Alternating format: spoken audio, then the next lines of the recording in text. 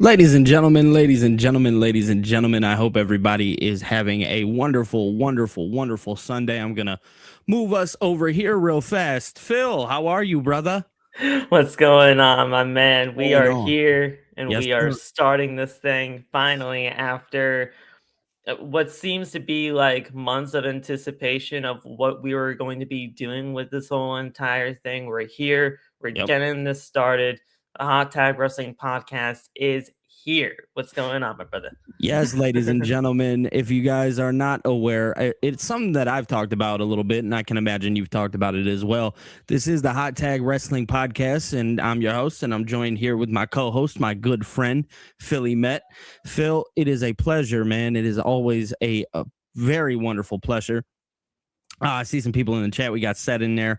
I also see Stu's. What's going on in there, man? I see that we have some people watching, so that's always nice. It is a wonderful Sunday afternoon, Sunday evening, and I don't know if this will be our regular time that we do this every Sunday, but Right. definitely we just kind of wanted to kickstart it. And obviously, we had a very interesting night last night with the Elimination Chamber, and that's obviously going to be a hot topic that we have here today. And then on top of that, we're also going to be talking about the Danhausen controversy and everything that's kind of transpired with that and how that all went down and how social media reacted to that. And obviously, we have a very stacked week ahead of us talking about, what's to come on Monday Night Raw, Dynamite, SmackDown, all over the place. We are officially onto the road to WrestleMania, but I think the first thing that we want to start off by talking about is the Elimination Chamber. It was a very interesting chamber, I would say. I think there were some interesting choices. We seen Rhea Ripley, who won her respective Elimination Chamber match, and I want to start off by asking you, Phil. Do you think that WWE pulling the trigger on Rhea Ripley and Jade Cargill, do you think that that's the right decision? Absolutely. When it came down to it, I was looking at the field of six that we had here for the women's elimination chamber, and I was really thinking outside of Bianca Belair, because Mm. obviously, if the world was perfect, we would have had that going. And obviously, Bianca Belair, she's still recovering from her injury, and we want nothing but the best for that in terms of the recovery. But I was looking at the field of six, and I was trying to figure out what is WWE's best course of action to get a big match for Jade Cargill that's not going to completely jeopardize anything. Mm-hmm. And I was looking at it and I was like, Rhea Ripley's definitely the only way to go here. We saw that Rhea Ripley and Io Sky lost the women's tag team championships this past Friday on Friday Night SmackDown. And I had that kind of feeling and inkling that that was going to happen just so that we can get that Rhea Ripley and Jade Cargill match.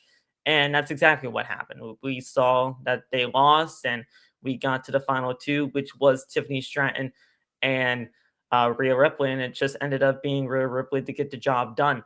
I think that's ultimately going to be a very good match for WrestleMania. I think Rhea Ripley getting back into the world title scene is just a great way to kind of just get the ball rolling and get the spark going for WrestleMania, because let's face it, WrestleMania season hasn't really felt like WrestleMania season so far. So we gotta get things going, and Rhea Ripley getting back on top there is the best way to go in my eyes. Yeah, I mean, so I was, obviously we do the live watch alongs here on my channel. I know you do them on yours too, but here on my channel, one of the things that I actually predicted that they were going to go with Raquel. And the reason why I thought they were going to go with Raquel wasn't because I thought it was going to be Raquel versus Jade. I thought there was going to be a way to get Raquel into the Liv Morgan Stephanie Vaquer match, because obviously all the build and everything like that, there's certain things that WWE were pinpointing at that made it seem like Raquel had the opportunity to win this match. Now, obviously, that's not the case. My only issue and my only gripe that I have with the Rhea Ripley victory here is that Rhea Ripley, as great as she is, I just don't know if it makes sense for her to win this match. They haven't done anything with her and Jade. Are we just going to put the title back on Rhea just because it's Rhea Ripley? Yeah. Or are we going to do it because, hey, this is a match that we've all wanted, even though we haven't done anything to do it? If you ask me, they've done more of a job at building Jade and Charlotte rather than Jade and Rhea. So it didn't really make any sense to me why they went in the direction of Rhea. I felt like you could have almost just eliminated this chamber match and just kind of had, like I said, Raquel win. And then you have Charlotte and Jade or something like that. And granted, I want to point out that I do know, Charlotte obviously has this story with Alexa, and they're going to continue do things with that. But overall, regardless of that fact, it just did not seem like on the surface that this match made any sense to me. I love that Rhea won. Like you said, it offers some spark back into the WWE and WrestleMania and everything like that is needed. Rhea Ripley is like a poster child for them. So It's silly for them not to do it. But also in the same breath, we have to talk and we have to maintain continuity. And the continuity of this is as great of a match as it seems on the surface. It doesn't make any sense. I agree with you in a sense to where at the end of the day, we really have not gotten that je ne sais quoi or build towards a match between Rhea and Jade. But the fact of the matter is, and I will say this too, Rhea Ripley getting back into the world title scene for what I believe is going to be her 5th consecutive WrestleMania ever since coming into the WWE is insane to even think about. I think when it comes down to Rhea Ripley being a part of the world title scene, it's kind of the safe choice at the end of the day, mainly because she's Rhea Ripley. She's obviously going to get that fanfare behind her, and at the end of the day, she's mommy. She's always going to get that kind of opportunity for herself. But it's a very interesting way to go. But I think it was really kind of the only way to go. Not saying that any of the other women could have done a really good job in this match, but you have Charlotte and Alexa. They got their own thing going on there. So I didn't really totally see anything there. Raquel, she was definitely a sleeper pick for me. And I think ultimately what it comes down to is she has that stuff going on with Liv, and she is going to be doing more outside after WrestleMania with everything. Because once WrestleMania is done and maybe we see a new women's world champion in Liv Morgan, we could possibly see more detention between them. And then who knows what's going to happen with that. I think when it ultimately boils down to is, for me, the two MVPs of this chamber, and I have two here because it was kind of like a tale of two chambers. With the first half of the Elimination Chamber definitely going to Kiana James. I think Kiana James absolutely killed it in this thing, at least for the first half, before she got stacked up and pinned by the second MVP in this thing to me, which was absolutely Raquel Rodriguez. For sure.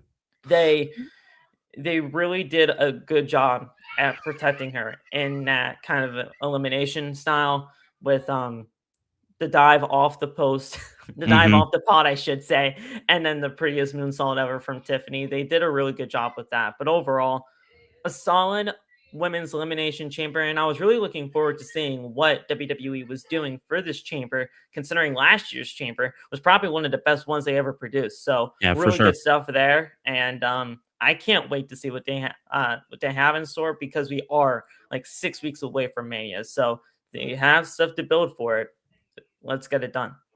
Yeah, man, I'm in full agreement here. I definitely think that Kiana James was definitely like one of the standout superstars of the chamber. I think Raquel is another one. Like you said, they did a really good job at least protecting Raquel, in the sense that, this is big sexy that we're talking about. You know what I mean? She can't just go out, on her heels. No, she has to go out with some dominance. And when I say dominance, I mean dominance from others. It has to take, a dive off the top of the pod, and also a prettiest moonsault to get rid of Raquel. It kind of maintains that dominance that she offers, which is very, very, very important. I see our good friend Wilson. He's over on Twitch. He said, except for a wardrobe malfunction, he's obviously talking about Kiana James that we've all heard about. But man, I will tell you, the match itself held a lot. Like it felt like a good opening Elimination Chamber match. It did feel a little quick. I'm not sure if you Yes, felt the same way. I did too. Okay, so Yeah, yeah, no, we it we did. both It the same felt way. very quick. I'm sitting there and I'm like, man, like, why does this feel like it lasted like 5 minutes? It felt like, oh, we're just going to continue rolling and rolling and rolling and rolling and rolling. You know what I mean? But overall, that chamber match was really good. I did enjoy it for what it was worth. Now we have to talk about what came after. After we seen Rhea Ripley pick up the victory, obviously we would kind of lead into Becky Lynch versus AJ Lee. And this was a really interesting, pairing here because a lot of people kind of suspected that, oh man, they're going to have Becky beat AJ Lee in this match and they're going to rematch at, Mania, and maybe they have AJ win at Mania. I know that's something that a lot of people talked about. Is that the way that you would have actually felt about the match, Phil? Did you feel that Absolutely. Becky was winning that?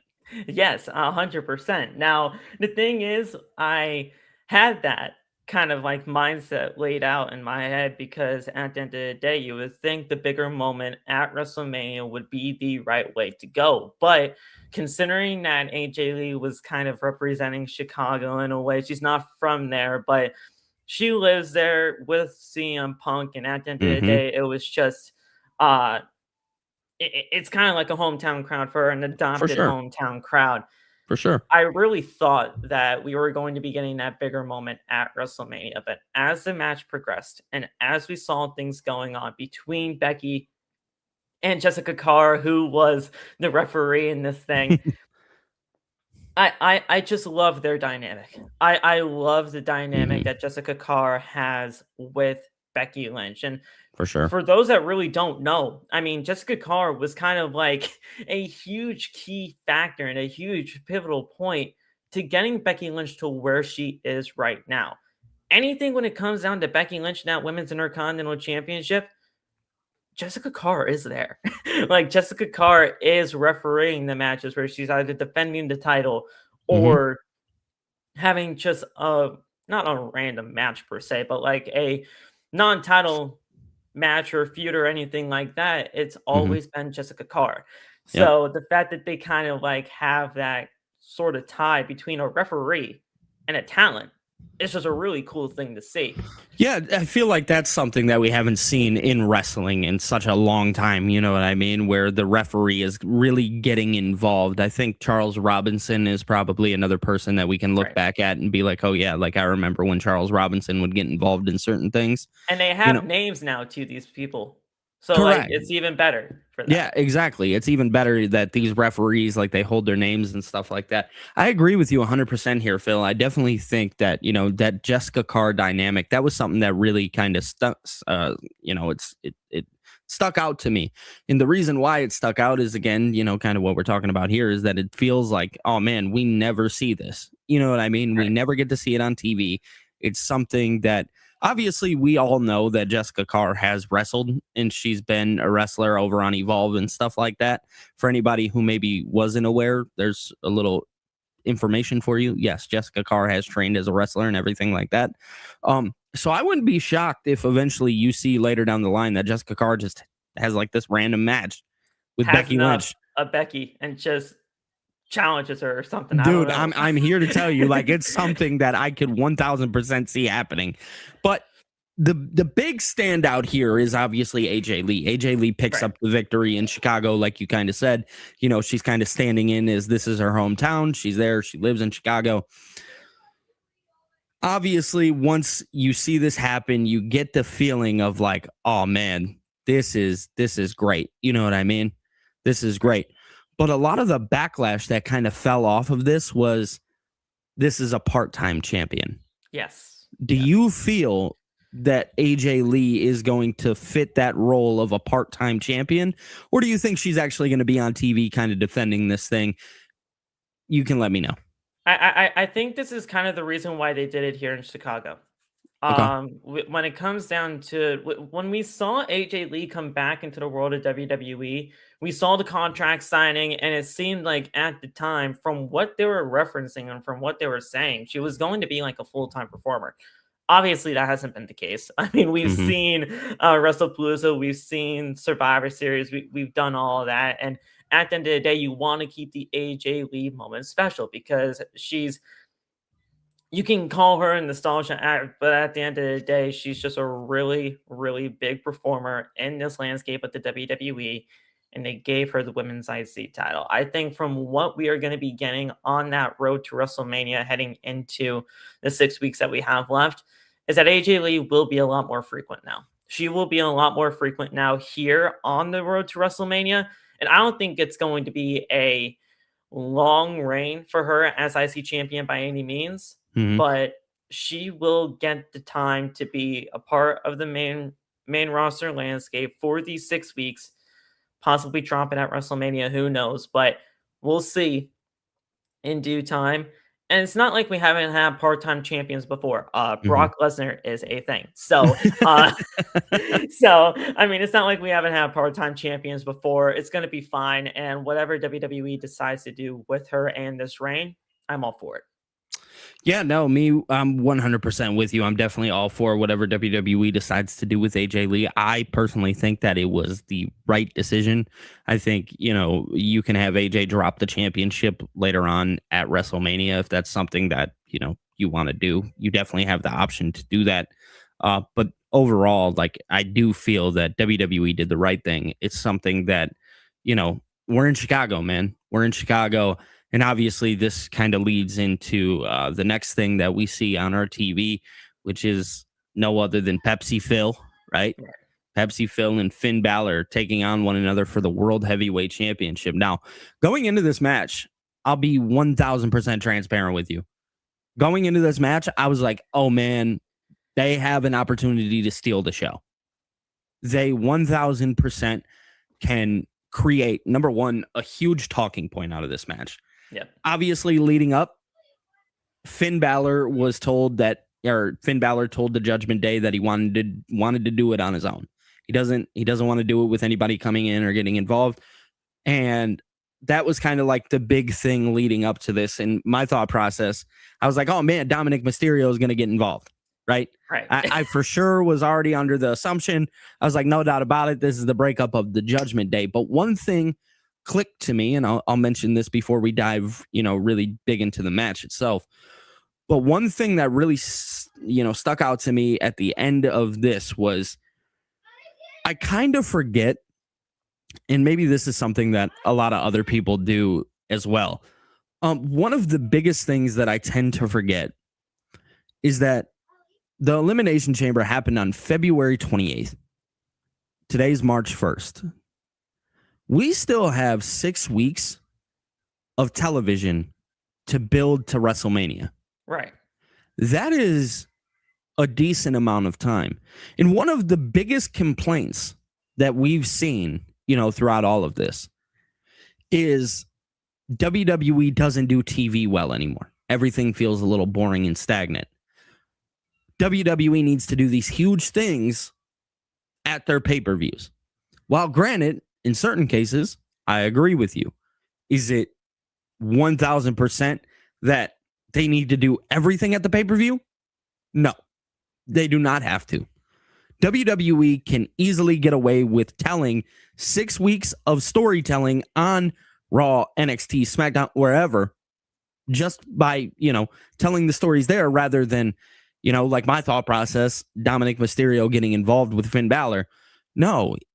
Now you kind of have like this opportunity for Dom to walk up to Finn and be like, ha, ha, ha, told you so. Right? And you start, and Finn starts to feel that pressure of like, oh, dude, you don't think I could do it on my own? Well, I'll just take it from you. You know what I'm saying? Right. Yeah.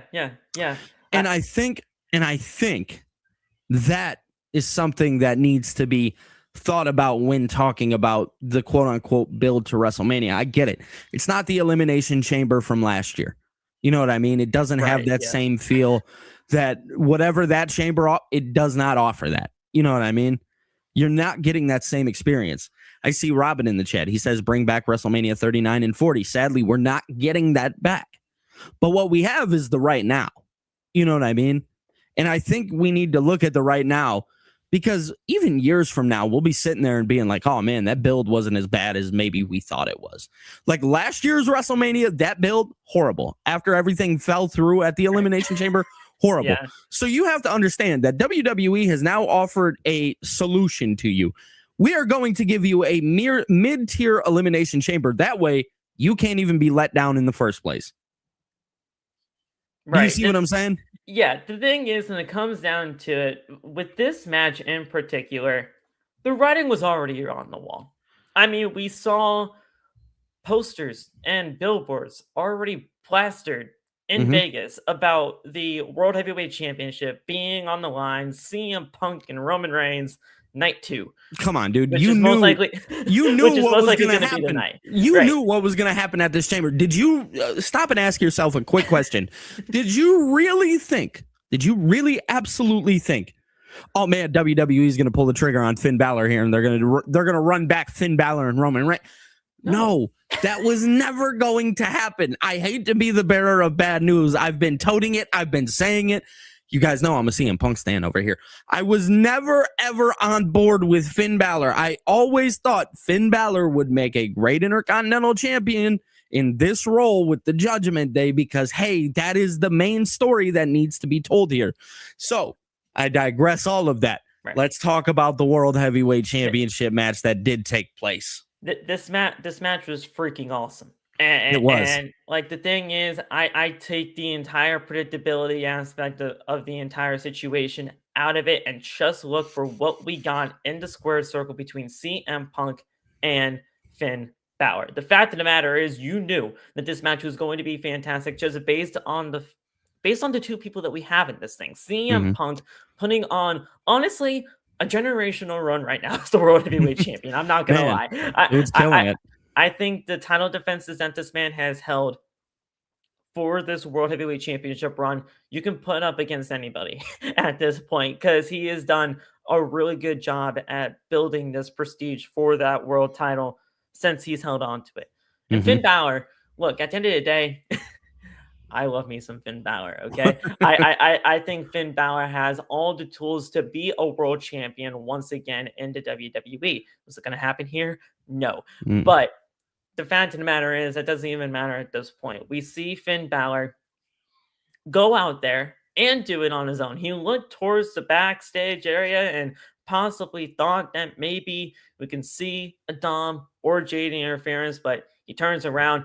He probably got hit in the head or something with a kick or something of that nature. I mean, I don't remember the exact kind of sequence there, but he turned back around and he was doing it on his own. Whether he won or whether he lost, he wanted to do this on his own. And that's exactly what happened there.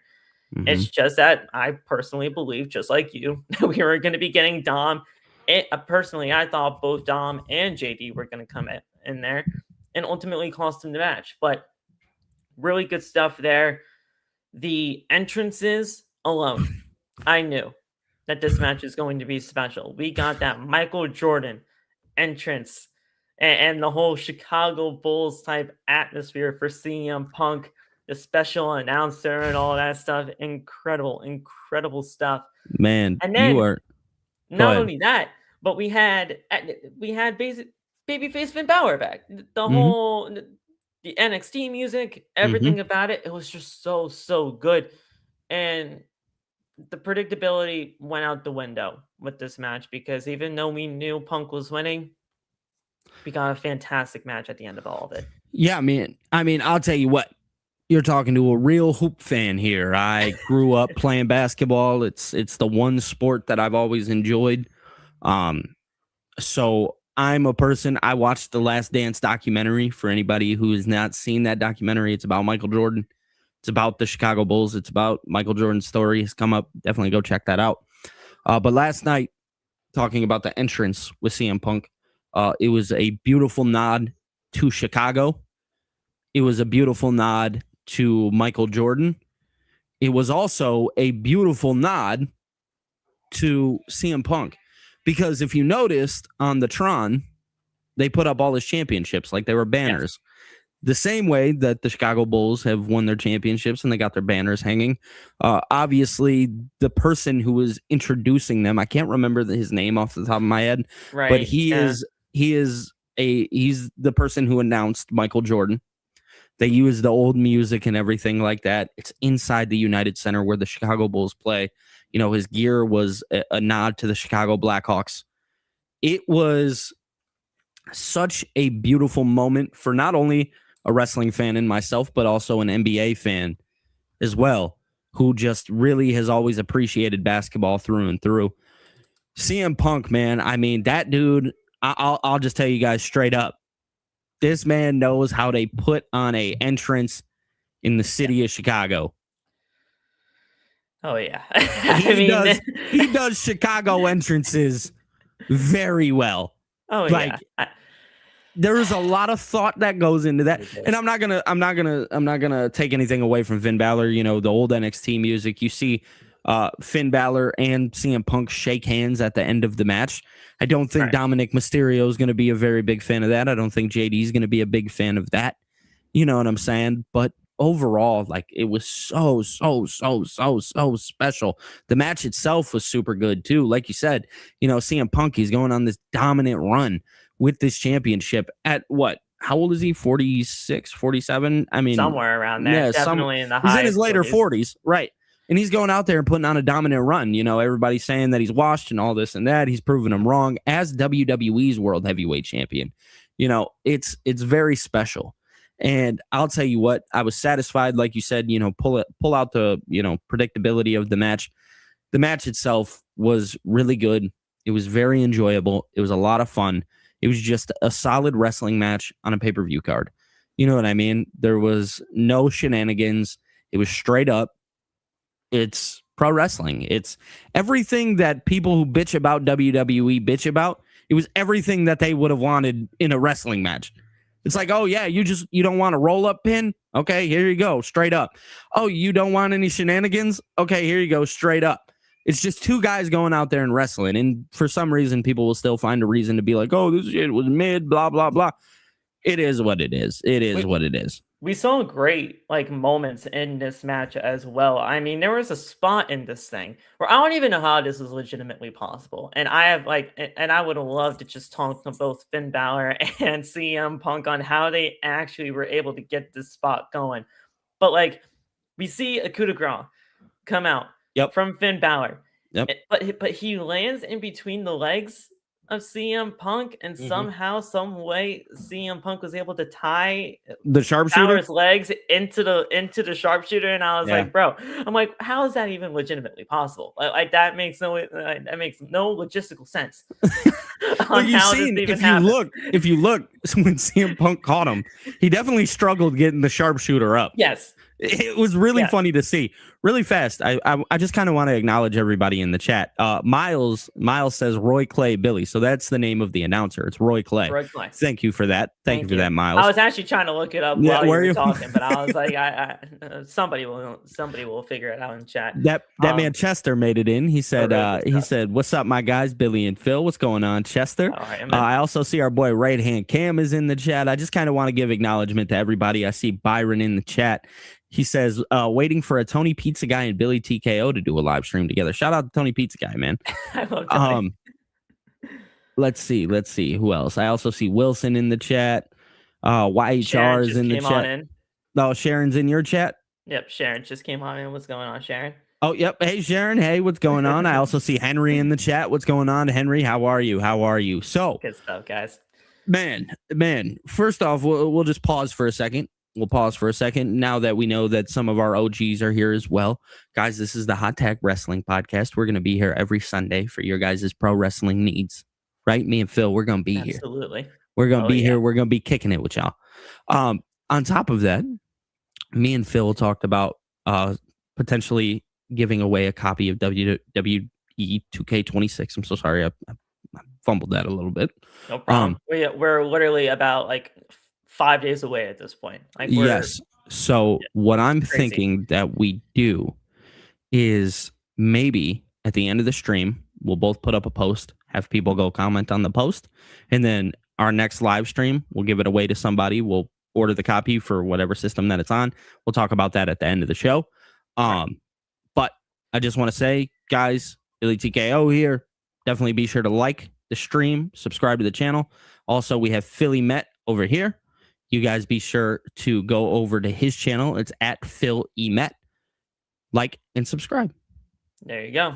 Yep. So, but yeah, guys, I mean, look, at the end of the day, the world title match, absolutely incredible. There was Mhm. no way, shape, or form that Balor was winning this thing. No. But at the end of the day, we got a great match out of it. CM Punk retains the world title, and now we have 6 weeks to build for WrestleMania as we have Roman And Reigns. Roman's going to be very active. Yes, Oh, very active. Our boy Darth Bane is here as well. Awesome. But yeah, we have 6 weeks to build for Roman and Punk. And Mhm. with Roman being here, like he's Mhm. actually going to be here for He's this going to be build, active. He's going to be we're, active. we're, we're gonna be in for a wild ride. I'll just say that right now. And of course, when it comes down to Finn Balor's side of things, it's not like Finn Balor is going to be tossed to the wayside. He will have his stuff with JD. He will have his stuff with Dom, and we will see what ultimately comes out of it. Mhm. Finn versus Dom at WrestleMania to me is the best way to go. I don't know where JD is going to fall into the whole thing because that's also a very interesting kind of key factor you want to have in this. But we'll see where things go. And I think this is absolutely a fantastic co-main event of the show, even though personally I thought they were actually going to main event this thing. So But did I. I I love figure how they CM did it. Punk in Chicago, main eventing the show. But obviously, before we jump into the main event, Right. Yeah. obviously there is reasons why we seen the Elimination Chamber and the main eventing.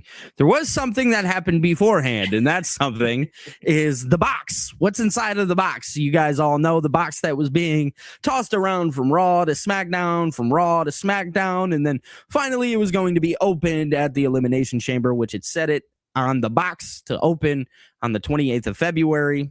They decided to open the box. So what was in the box, ladies and gentlemen? Inside of the box was no other than Danhausen. Danhausen. Dude, And I just freaking want love to put it. something out there real fast. I know there's a lot of people who probably aren't familiar with Danhausen. Right. Danhausen was an independent wrestler. He ended up going and doing work with AEW, and he did some phenomenal stuff over there. One of the funnier callbacks that I think of is him and Ricky Starks on AEW TV, where Right, yeah. Ricky was cutting the promo, and he said it's going to be Ricky Starks versus Danhausen. for the FTW championship. Yeah. So Danhausen is obviously a comedic character. There's no denying that. One thing that I have stressed, and I've talked about it with everybody who I talked to about pro wrestling, the one thing that I felt AEW kind of messed up with Danhausen is Danhausen, he's known for the curse, right? The curse is such an important factor to the Danhausen character. WWE, with bringing in Danhausen, they have to make the curse mean something. It can't just be, oh, you get cursed and nothing happens. No. Once the curse occurs, something has to happen. I agree. Do you know what I mean? I agree 100%. It has to offer something. Like somebody, if you get cursed, you need to go like through this downward spiral, whatever the case. The curse has to mean something from Danhausen. Danhausen can't walk into the company and you can't just sign him just because, oh, we want another person on our roster. Obviously, WWE can do whatever the hell they want to. But the truth of the matter here is it wouldn't make any sense for WWE to bring in a guy like Danhausen without letting that mean something. That is his whole stick. The curse is everything to Danhausen. So WWE, they bring in Danhausen. They bring him in at the Elimination Chamber. His introduction, his entrance, and everything like that was awesome. We seen, what did they call him? The Danhausen girls. What did they call him? They were doing like the ghouls or something like that. Yeah, Like, it was something like that. So we'll get more info right. as we see him here. So Danhausen, he gets brought in. The entrance is amazing and stuff like that. But a lot of people, and this is where we're going to talk a little bit about the controversy of it. Yeah. A lot of people felt let down, and you heard it in the audience. The audience definitely booed during this segment. With that being said, there was a lot of controversy that came out on the internet of people feeling like they were let down, things of that nature. I want to get your thoughts on it, Phil. How did you feel about this whole Danhausen situation, the booze, everything like that? Give me your thoughts, man. Congratulations. You played yourself. The fact of the matter is, when it comes down to it, people were just putting their expectations way too high for this thing. When it comes down to it, and the rumors were running rampant about Danhausen coming to the WWE, I knew what I was getting myself into. Correct. I knew what I was getting myself into because I've seen Danhausen, I've seen Danhausen's work, and I know what he is ultimately all about. Now, for those that haven't seen him, I understand to a point where you guys are coming from, because the box was this big thing that WWE was pushing out on their programming for the better part of the last few weeks. And of course, when it comes down to what's in the box, the mystery component that's happening on WWE programming, WWE is setting you up for a reveal that should, in your eyes, absolutely deliver in all aspects.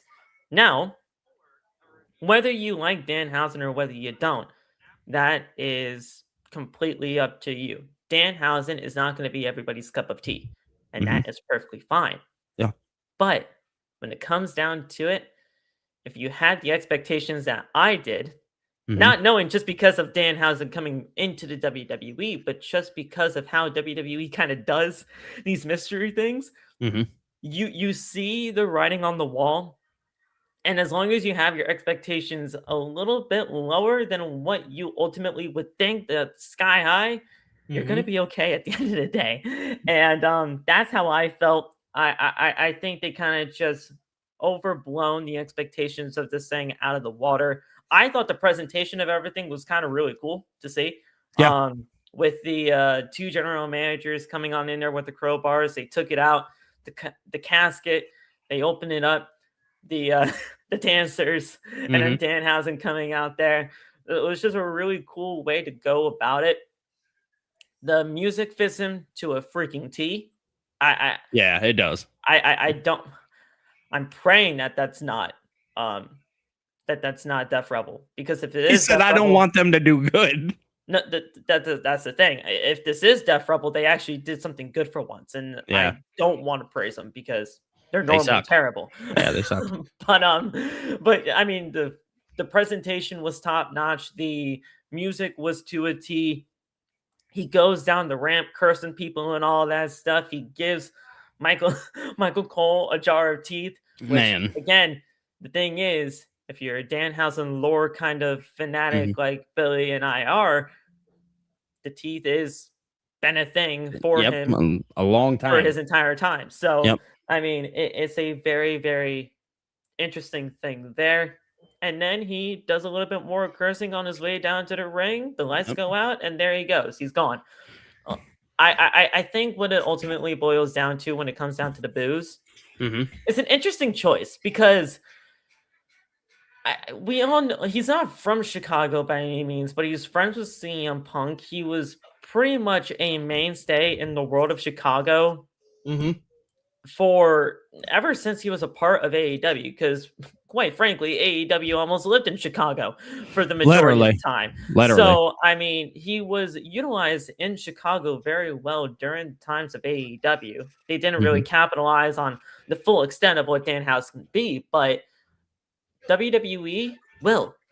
WWE will fully extend what Danhausen can be. There's always a there's always a time and place for characters like this to be in the world of wrestling. And they're just going to take Danhausen, put him up to 100, and see where things go. I do not see a problem with this. No, I mean, here's the thing. If you went into this thinking that Danhausen was going to be any type of world champion in the WWE, it's not going to happen. And, you know, that's just setting the bar way too fucking high. That is... Whoa, brother, you think that Danhausen's about to walk in here and win a world? No, it's not going to happen. But the truth of the matter is he helps the roster. He makes things a little more interesting. He makes things a little more fun. You know, obviously, Phil mentioned, you know, his relationship with CM Punk. You know, that's a real relationship, and you can do something with that. You know, WWE has an opportunity to do some, really cool things here with Danhausen. And, the biggest thing is that there was just so much controversy around it. So many people were like, oh man, like I can't get behind this, blah, blah, blah. We found out today, actually, that Danhausen actually signed a multi-year deal with WWE, and it does look like he is going to be with the company for quite some time. It was also reported, I know Miles put it in the chat, that Danhausen was actually, at least this is what's being reported, suspected to come into WWE back in July. They wanted him. Tony Khan actually extended the contract. Here's the thing, and this is not a AEW slander channel. I'm just going to put that out there right now. We're not going to be slandering AEW. Here's the sad reality that a lot of people don't want to face is because right now we're kind of seeing the same thing with Chris Jericho, right? That's why a lot of people are let down because they were expecting Chris Jericho last night. The truth of the matter is that Tony Khan is a businessman at the end of the day, and if he can prevent his talent from going to the opposition, he's going to do that. Yeah. That is the sad reality of business. That's how it works. Is it a shitty thing to do? Sure. If you extend a contract due to injury or whatever, regardless of the fact that person signed a contract, it's in their clause. It's something that you just have to face. You know what I mean? You face the music. But Danhausen was obviously, let go from his contract. He's good now. He's in the WWE. I think he's going to do some tremendous stuff. He's there for a little while. He's got this multi-year deal with him. He's very enjoyable. If you know anything about the real person behind the Danhausen face paint, he's a really good dude all around. So, just want to see him succeed, man. I'm super excited for it. And the thing is, he's a merch seller. He's a really big merch seller. If you guys look in the annals of what his time was in AEW, and this is public record, okay? He was selling more merch than CM Punk. Mm-hmm. Take that in for a second. Danhausen. Danhausen, the character of what we see right now in the world of WWE, sold more t-shirts, sold more merch than CM Punk. Correct. That's wild to me. And when it comes down to it, they see kind of like the cash cow that Danhausen could possibly be for the WWE. For sure. And they're going to capitalize on this. I mean, correct. Who wouldn't? Yeah, exactly. I think it's going to be great. They just put out his merch last night, didn't they? Yes. His merch is out. So if you don't think that that's going to be a seller, you're crazy. But, I understand people's frustration with it. I think people have the right to be frustrated or anything like that. It is what it is. Here's the truth to the reality. I can understand criticism. I think criticism is fair. I think people are allowed to criticize how the debut happened, but I will not be accepting any type of Danhausen slander. It's not on my accord, brother. It's not going to happen. Especially if you don't know him. Correct. I'm just not. It's not going to happen at all. I rock with Danhausen way too much for any type of slander. And here's the thing. Both and for any of the new listeners that are going to be coming on into this thing, both of us are Danhausen fans here. So, I mean, you're not going to get like any kind of like, you're not going to get like any kind of slander from us in any way, shape, or form because we like the guy. We know what he is about. We know the kind of character that he brings to the table. Yep. And he's going to be a good hand for the WWE. And at the end of the day, being a good hand is not like, it's not a bad thing. Like you don't have to take like just being a good hand as like a downgrade to whatever you're going to be doing in your pro wrestling career. He's a good guy. He knows what he brings to the table. And at the end of the day, they won't have to use R-Truth all the time for the funny bits. They can do stuff with Danhausen and still make things work. So overall, you also have to remember, and I know some people are going to be pissed about this. Big news, big news. WWE stands for World Wrestling Entertainment. Yes. Just want to put that out there. And I just want you to know that there is still going, even if Triple H is your guy, there's still going to be entertainment factors to this. I just want to put that out there. I know people fail to realize that sometime because they want WWE to be this hard-hitting New Japan Pro type wrestling show. That's not the case. Bearer of bad news for everybody. It's an entertainment company. It's always going to be an entertainment company. it is what it is at the end of the day. But now I think it's a good time for us to lead into what happened after, which is the main event, the actual Elimination Chamber match. How do you want to tackle this? Because So there was a lot that went on here. So okay, let's start off. Let's start off with the contestants. We had Javon Evans inside of the match. We had Logan Paul inside of the match. We also had LA Knight inside of the match. We had Cody Rhodes. We had Randy Orton, and I'm missing one. Who was the last? Trick Williams. Thank you. Or Javon Williams when it came down to Javon Williams. Right. Yeah, I know. Nash. so we have these 6 competitors inside of this match.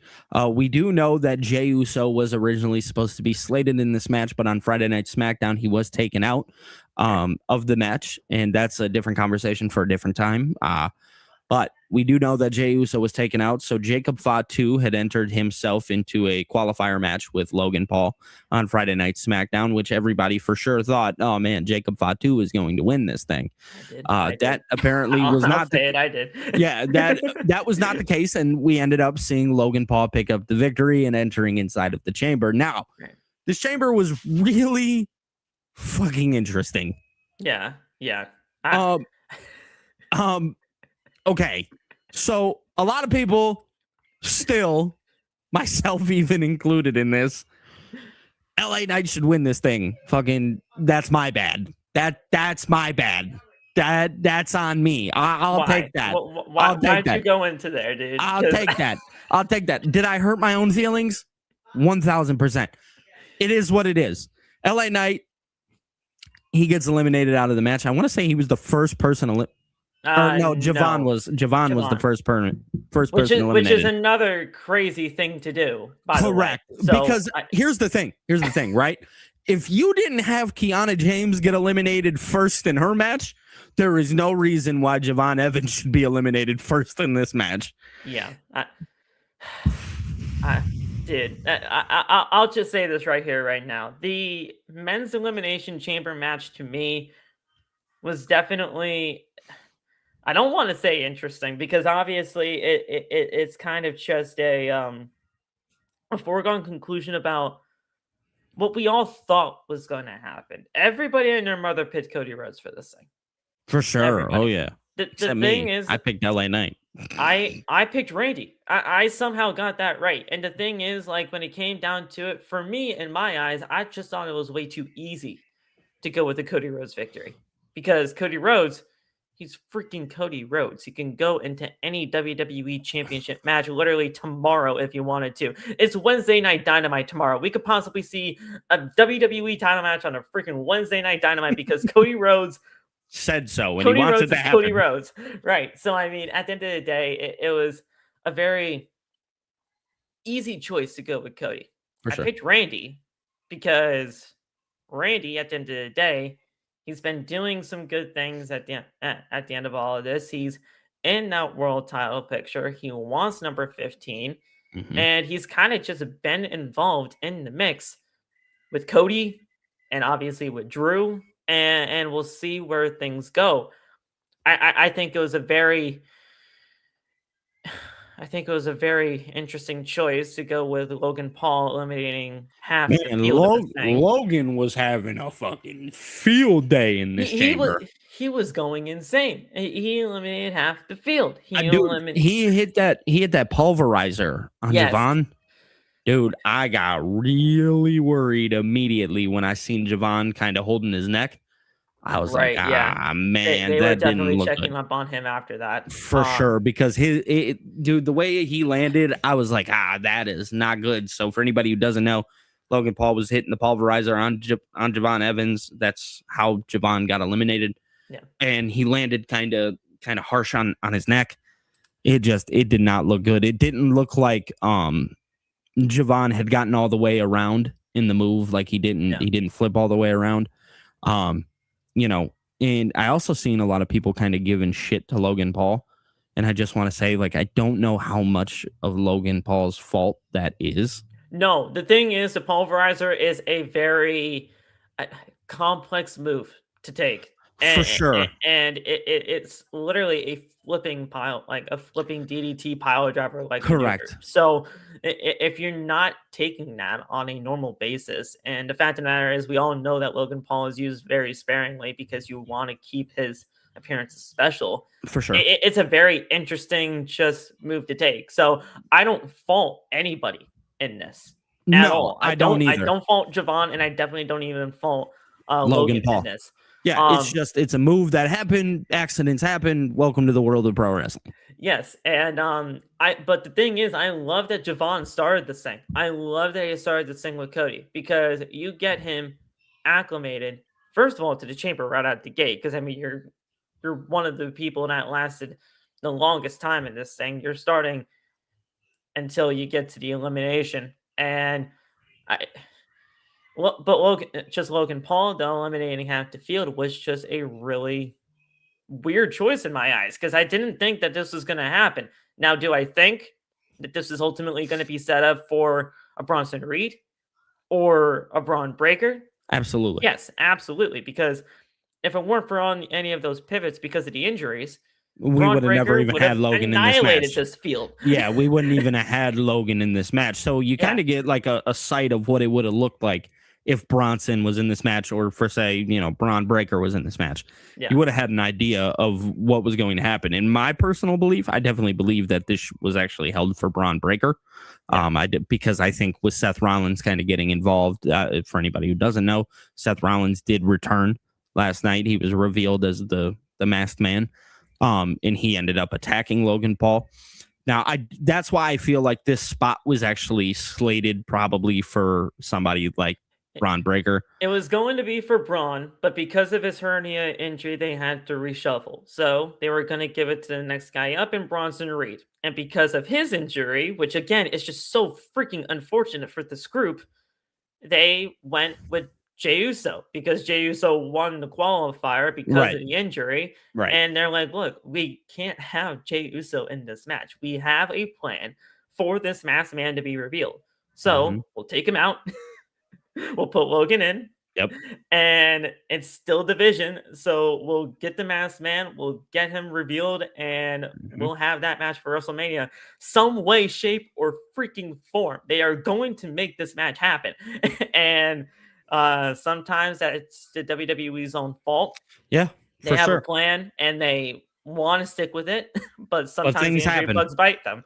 So I know Miles, he put in the chat, he said, not sure if you know Billy and Phil, but this was pointed out to me recently. Logan Paul in the chamber was the right call, because Logan cost Seth the chamber last year, which makes sense. Seth cost Logan.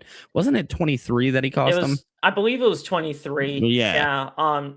Some sort of like long. It was their match before WrestleMania 39. Right. Yeah. I mean, that's the kind of the thing here, is you have the opportunity to kind of tell that long-term storytelling. I don't know how much I personally care for Logan Paul and Seth Rollins at WrestleMania again. I don't know if it's something that I want to get behind or anything like that.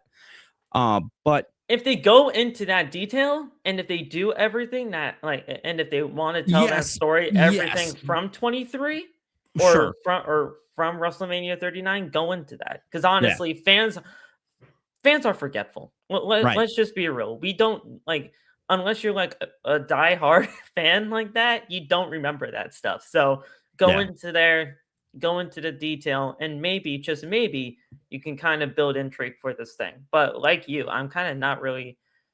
It's a downer, because at the end of the day, it was going to be Bronson Reed, and it was going to be Braun Breaker. So correct. I think the match that wanted to be made here was Braun Breaker and Seth Rollins. We're obviously not going to get it. I thought, in my personal opinion, you could have maybe held off on the Seth Rollins reveal until Braun Breaker. That way it feels a little more special. Seth Rollins coming back at the time that he chose, it feels like WWE just getting Seth Rollins for WrestleMania because, hey, we need Seth Rollins. I get it on in that standpoint of like, hey, it's okay. We need Seth Rollins here. Truth of the matter is like, I wish they would have waited until Braun Breaker. That way this story could have actually meant something, because now it feels a little meaningless. There was so much talk when this whole thing first happened with like Austin Theory and how he's the potential spy. And then, Seth Rollins coming back. It feels like, hey, it's okay. We need Seth Rollins here. Truth of the matter is like, I wish they would have waited until Braun Breaker. That way this story could have actually meant something, because now it feels a little meaningless. There was so much talk when this whole thing first happened with like Austin Theory and how he's the potential spy. for Seth Rollins, and Right. now Yes. there's going to be nothing of that statue at all, and that kind of sucks. I just wish WWE maybe would have just waited for somebody like Seth Rollins, even though I am well aware that that's probably not like the best thing to do because of it being WrestleMania season. But him just going out and having a filler match with like Logan Paul again just doesn't really intrigue me, maybe the way it did, 3 years ago. Right. It doesn't offer that kind of intrigue. I, But the thing is, like, we needed this masked man to be revealed one way or another. And the thing is, now that WWE is slowly out of like the mystery components within their WWE programming, I want WWE and I pray and I need WWE to just get the ball rolling with this thing. yeah, We have everything set forth now for this. Okay. Seth Rollins is back.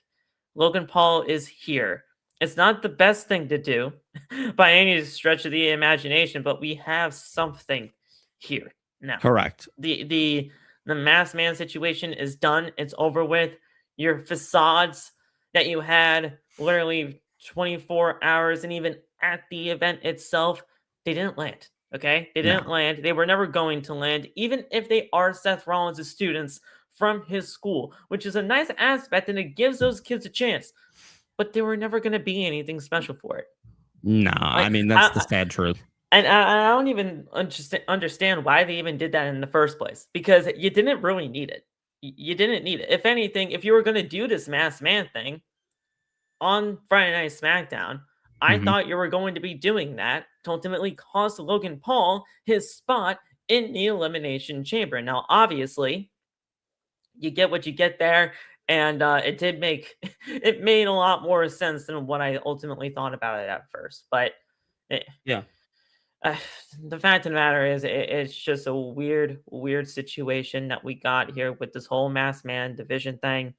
And I Mhm. just want WWE to win at the end of the day, because they just can't catch a break right now, and it's so sad to No. see, but we'll see. Yeah, the injury bug's definitely caught up to WWE. It Yeah, feels like, they faked that injury with Seth Rollins so long ago, and it finally caught up to him. Karma yeah. is a bad motherfucker, man. Eh, Um, Don't do that again, yeah, because don't do that's the that dumb thing. shit.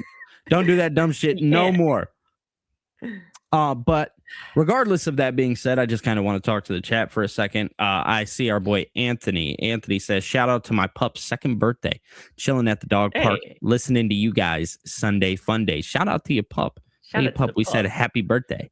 Um, Sharon says, bring back Karrion Cross. That'd be interesting.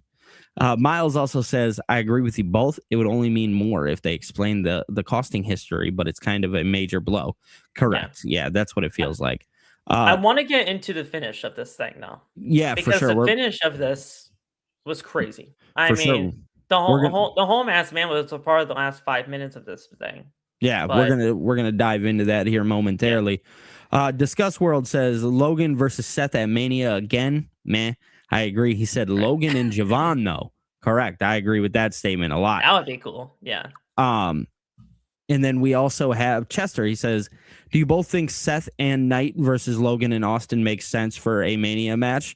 There was rumors about Bad Bunny tagging with Seth against Logan and Austin. Unfortunately, he got tore until July. I don't want to see LA Knight and Seth tagging.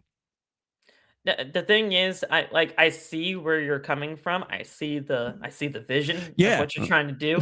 No pun intended. Right. Pun intended. But I see what you're trying to do with that, and getting Austin Theory in a match at WrestleMania. That's cool. But the first Masked Man didn't do anything wonders for me with Austin Nope. Theory. He's been the fall guy, and if anything, he would be the fall guy here. Correct. So, no, Yeah, I don't want that. sadly, Austin kind of takes the fall here. We also have Hava. He says, "Are you ready for WWE 2K26 to come out?" Yes, I believe. Absolutely. Yeah, I believe both me and Phil are very ready. Edgar says, "I'm not gonna lie. I thought this PLE was poop." That's fair, brother. You're allowed to think that. Yeah. But now I think it's a great opportunity for us to dive into what actually transpired at the end. I know Phil was ready to talk about this. The ending The ending was very, very interesting because WWE apparently just does not care about safety protocol, and they left the gate wide open after Trick was being released. They just left the shit open. Seth Rollins kind of made his way through. He just kind of snuck in, and then following that, here comes fucking Drew McIntyre. Yeah. I'm like, hello, the door is wide open. Why the hell is the door open? But look, we all like it all ties back to the whole masked man situation anyway, because the masked man situation kind of started off this entire like shenanigans of the last 5 minutes. You had the facade climbing up the cage for some strange reason, because I mean, at the end of the day, there's a roof on top, so it's not like you can get in there by any means. So he was just climbing, just to climb, having a good time. He was a monkey, and he was used as a distraction. And to get him down, they unmask him. And some random ass dude again. Right. So then you see Seth Rollins sneak on in there, hit the stomp, and that's how Logan Paul gets eliminated. And we're down to Cody and Randy. We're about to get ready for Cody and Randy, which is a match that myself, probably Billy, and many others have been wanting ever since Cody came back to WWE. But then as soon as Cody gets on his feet, Drew McIntyre shows up, hits him in the back of the head, focuses the attack on Cody. But Randy Orton does what Randy Orton wants to do, and he takes advantage, hits the RKO, and wins the damn thing. So let's talk about it. You know, obviously everybody remembers that Cody and Randy did have a match at the King of the Ring. What was it, in 2024 or 2025? I can't remember. I think 24. Yeah, it might have been 24. But they had a match at the King of the Ring, and Randy Orton struggled. He didn't pull the trigger, which is, if you guys keep up with SmackDown, for instance, Aleister Black and Randy have kind of had some segments on TV where it looks like Aleister Black is trying to find that old Randy Orton. He's trying to get that old Randy Orton, that 2009 Randy Orton that we all remember and we all loved. It looks like WWE, it looked like Aleister Black was trying to, kind of pull that out of him. Well, Aleister Black had made some mentions of Randy Orton not being able to get things done. Right. And not being able to pull the trigger or being afraid to pull the trigger. And last night, like Phil said, we seen Drew McIntyre get involved, hit Cody Rhodes, and then Cody Rhodes out of nowhere hits the crossroads on Drew after Randy hit the RKO. And obviously that leaves Cody very distracted. 25. It was 25. Okay. Yeah, it was 25. So it leaves Cody very distracted. And immediately, it's not even a thought. It didn't even look like a thought. Randy hits the RKO on Cody Rhodes, and Randy Orton is heading to WrestleMania to face Drew McIntyre for the WWE Championship. Now, one thing I want to note is that there hasn't actually been any kind of like poster made or anything like that for Drew and Randy, and I'm going to tell you guys why now. The reason why that is this Friday, it was announced on the WWE post show, the Elimination Chamber post show, that we are going to be getting Cody Rhodes versus Drew McIntyre for the WWE Championship. Now, there's a lot of thought process that goes into this. I will give my thoughts, and then Phil, I'll let you go. My thought process here. I know a lot of people have suspected, WWE is going to do this fatal four-way match. It's going to be Drew. It's going to be Jacob. It's going to be Cody. It's going to be Randy. I do not think that is the case anymore. I think WWE, because in the beginning of the stream, if everybody remembers, we talked about how WWE they still have 6 weeks of television. Right. It's a long fucking time. I think what is going to happen is it's going to be the thing that maybe people don't want to see happen. Cody's going to win back that championship. In my personal opinion. Okay, I see where you're going already. Cody is going to win back the championship. It is going to be Cody versus Randy in the main event of night one. Because that's the match. That is the match. Face versus face, face versus heel, heel versus heel. It doesn't matter. That match will sell. The Right. history is there. The history is there, right? Everything that you need for a main event to sell is inside Cody Rhodes and Randy Orton. I know people are going to ask the question about Jacob and Drew. We do remember that Drew said, hey, I'm the one who attacked Jacob. He made it clear. He said it. With that being said, I think you get Jacob versus Drew at Mania. That's a good match. I'd be fine with that. Yeah. I'd be fine with that. Okay. The match itself between Randy and Cody excites me more than Randy, Drew, Cody, and Jacob. In the 4-way. The Fatal 4-way, as a watcher, as a person who watched, it doesn't excite me for WrestleMania. If you wanted to do something like that at Backlash or, at another PLE, sure. Not a problem whatsoever. Count me in. I'm all for it. There's too much history. There's too much rich history with Cody Rhodes and Randy Orton to not have Cody win back this championship. Because here's the thing. Cody's got to get to Mania. Yeah. What are we going to do? Are we about to watch Cody go down like this other, like, oh, man, Cody's struggling. We just watched that.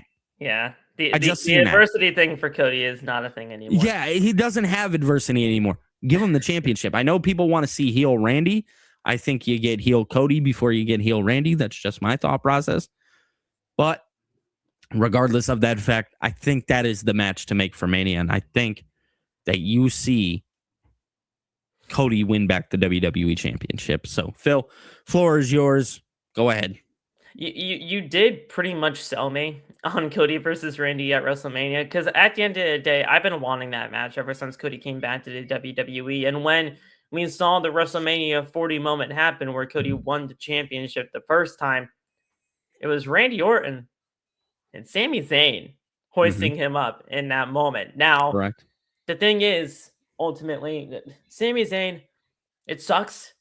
I don't think he's going to be anywhere involved in any of this, which I literally have no idea what he would be doing at WrestleMania at that point. Maybe Trick Williams, considering they've had that issue between those two over the course of the last couple of weeks. But Cody and Randy definitely have that history in order to build to a WWE Championship match that is important. We know that. The Fatal 4-Way, though, which is something that I've been throwing around, is also a very interesting thing for me, only because it gets everybody involved here. The WWE Championship match this Friday is going to be a very interesting match for sure in and of itself. But the fact of the matter is, Jacob Fatu wants to get his hands on Drew McIntyre. Correct. And I think that's the biggest thing. Yeah, Jacob Fatu wants to get his hands on Drew McIntyre, which is a reason why I truly believe that if WWE does not want to do Randy versus Cody now, which is a very interesting aspect in and of itself, because when is the right time in their eyes? Like, when do they really think is the right time to pull it? If they don't want to do it now, Jacob Fatu interferes in the WWE Championship match. Cody Rhodes gets screwed out of the title again, goes to Nagata saying, look, you gave me this match. You gave me this match out of everything that's happened inside the chamber. You gave me this match here. So the fact that Jacob screwed me, give me another shot. And he'll be like, all right, look, at the end of the day, I'll take it under advisement and all this stuff. You're going to take it under advisement to a point to where you just can't control these four men anymore. Correct. And the Fatal 4-Way could happen. So that's where I ultimately think it can go. But Randy versus Cody, it's obviously not a bad plan B either, if you want to do that too. Yeah, I mean, here's the truth in my thought process. The truth of the matter is I think it, I understand where people are coming from with the Fatal 4-Way match. It doesn't, if WWE does go that direction, it obviously makes sense and it's not the worst thing in the world. But I think WWE is so sold on having like huge marquee matches now, rather than, like a triple threat or Fatal 4-Way main event. I don't think WWE wants to go that direction anymore. I don't think Drew and Randy is as exciting as maybe people want to be, or WWE is just probably not the smartest, and they choose to go in the Drew and Randy direction alone, which I think that would be the dumbest shit on planet Earth, if you want me to One be way quite or honest. another, it's not Drew McIntyre versus Randy Orton at WrestleMania. It's No, either I'm just gonna. it's a mixed match or something, or a completely different match Correct. entirely. Correct. Exactly. And like I said, I've seen some people on the internet kind of floating around like the idea of like, oh man, WWE needing to play like hot potato with these championships. And like, that's what made like the ruthless aggression era so good, is that, WWE was so good with playing the hot potato with the championship and making it mean something. That can be an opportunity. This can be an opportunity for WWE to do that, kind of play hot potato with the championship. You gave it to Drew. He had a run. He got to win it in front of fans. It was nice. He had the match at the Royal Rumble against Sami Zayn. That was fun. But ultimately Jacob Fatu just got the better of him. You know what I mean? Right. And then you have Randy and Cody, and then Randy can win the title. Like there's so many different like obstacles and variables that WWE can kind of take into with this match, and they can do a lot of cool things. My hope here is that, no matter what match it is, just make sure the fucking build is good. Right. I don't care if it's the fatal 4-way. I don't care if it's the single. Please make sure that the build is good. I do think that Randy and Cody by themselves would have a better build than all four of them. It doesn't feel so jumbled in. You know what I mean? And also it kind of allows SmackDown to have like a co-main event, kind of feel with Jacob and Drew. And it's a main event that feels, look, at the end of the day, Punk and Roman being Raw's main event for WrestleMania is obviously a big fight feel, and it's going to be huge. But Randy and Cody, you take a look at the history that those two have, and you take a look at the history that Punk and Roman have. To me, if you really want to think about it, and this might be a little bit like of an interesting take here, it's right on that level. In terms of the hot, in terms of the heat that those two can garner, and just the history between those two, it's like neck and neck. For sure. So I mean, you got a great main event between Cody and Randy. Correct. One way or another. You really do. But man, we've been on here for an hour 15. Hour 15. Phil, we finally did the thing, brother. I know we did. It was great. We did the fucking thing. I think this is a really cool way to do things right out the gate. Mainly because, I mean, with these 6 weeks that we have to WrestleMania, WWE has to kick things in gear. They have to, and we have good building blocks right here, right now for this. Yep. But it's up to WWE to capitalize on what they have here and really make it special, because WrestleMania should feel special. I want WWE to intrigue me. I want WWE to pull me in, make me feel like this is WrestleMania season, because this should be the time you do it. Let's see if they can get it done. Yeah, man. I mean, I'm right there with you. Definitely want to see WWE kind of take the ball and run with it. They have the opportunity to do so now. Obviously, we have, like you said, 6 weeks up until WrestleMania. There's a lot of TV left. There's a lot of time to get things going.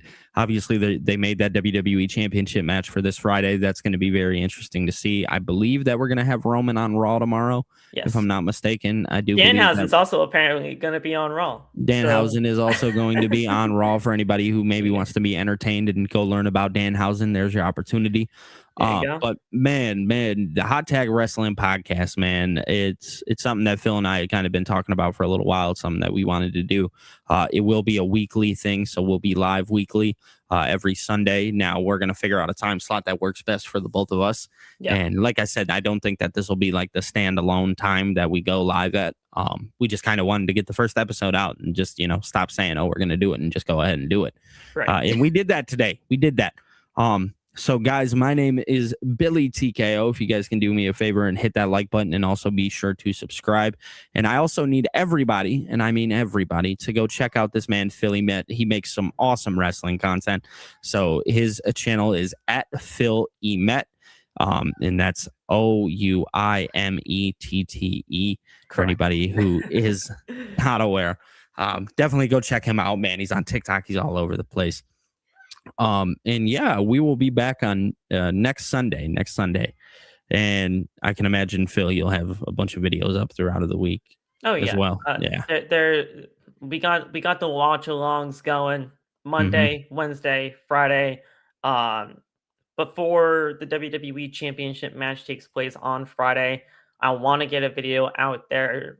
Before that, I want to get a video out there on Thursday, just talking about that whole entire situation. Fair. Because I mean, we talked about it here, but I want to get a little bit more in detail about the Fatal 4-Way situation, about Randy and Cody. There's a lot of things that can happen just out of that WWE title match alone. So I think you could just make a whole video on that. And we'll see what wrestling brings to us Hmm. in the matter of weeks. But I feel like this was a great, great way to kick things off. And It was. only up from here, brother. Only up from Only here. up from here. So, guys, we appreciate everybody tuning in. We're going to go ahead and call it a stream. We will see you guys next Sunday. And yeah, man, we'll be here. Much love to all of you guys, and we'll talk to you in the next one.